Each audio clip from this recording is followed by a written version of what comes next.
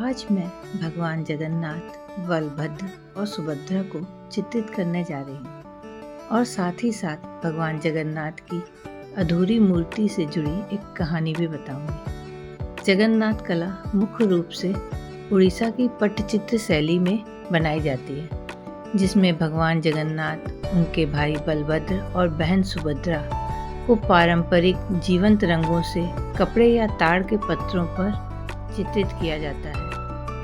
इसमें खासकर उनके भव्य रथ यात्रा के दृश्यों को दिखाया जाता है। जगन्नाथ भगवान की अधूरी मूर्ति से जुड़ी एक कथा प्रचलित है। तो कहानी ये है कि सतयुग में राजा इंद्रदमन, जो भगवान विष्णु के परम भक्त थे, ने स्वप्न में भगवान कृष्ण को यह निर्देश देते हुए देखा कि वे एक मंदिर का निर्माण करें और समुद्र में तैरती हुई लकड़ी की शाखा से जगन्नाथ भगवान, बलभद्र और सुभद्रा की मूर्ति बनाए।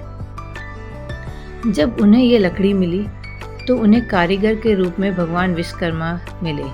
उन्होंने भगवान नील माधव, सुभद्रा और बलभद्र के लिए लकड़ी की मूर्तियां बनाने का वचन दिया, परंतु उन्होंने शर्त रखी कि वे 21 दिनों में मूर्ति बनाकर तैयार कर देंगे, लेकिन यह काम वो अकेले एक कमरे में करेंगे। इस बीच कोई भी कमरे का दरवाजा नहीं खोलेगा।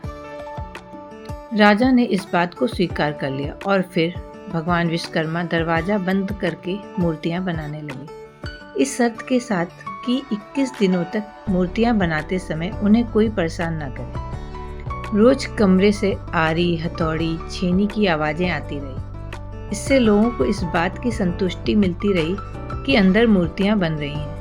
लेकिन एक दिन कमरे से आवाज आनी बंद हो गई। ऐसे में राजा परेशान हो गए।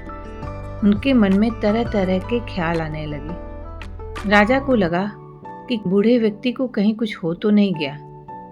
इसके बाद सभी शर्तों को भूलकर राजा ने कमरे का दरवाजा खोल दिया और पाया कि कमरे में तीनों मूर्तियां अधूरी थी। भगवान जगन्नाथ, बलभद्र और सुभद्रा की मूर्तियों के हाथ पैर नहीं थे। राजा को यह देखकर बहुत पश्चाताप हुआ।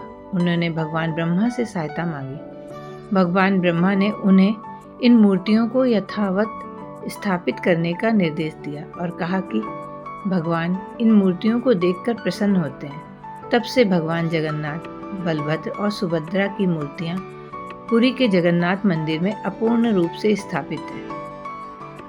तब से लेकर आज तक पुरी के मंदिर में भगवान की अधूरी मूर्तियों की पूजा की जाती है। प्रतीकात्मक रूप से कहानी ये कहती है कि खामियों में भी सुंदरता छिपी होती है। ईश्वर अपूर्ण में भी पूर्ण है। यह चित्र भगवान जगन्नाथ, बलभद्र और देवी सुभद्रा का है, जहाँ बस दिव्य प्रेम झलकता है।